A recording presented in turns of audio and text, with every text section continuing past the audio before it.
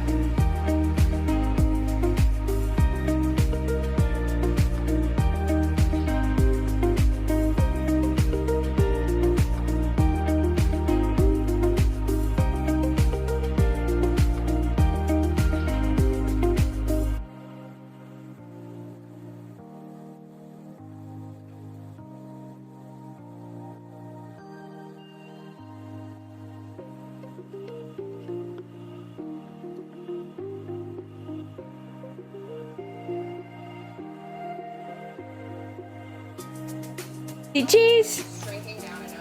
Cheese.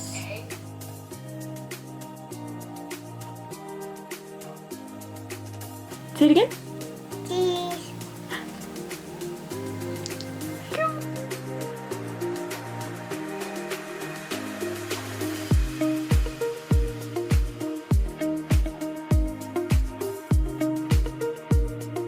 So I hope you guys enjoyed that. Thank you so much for watching and we'll see you in the next one.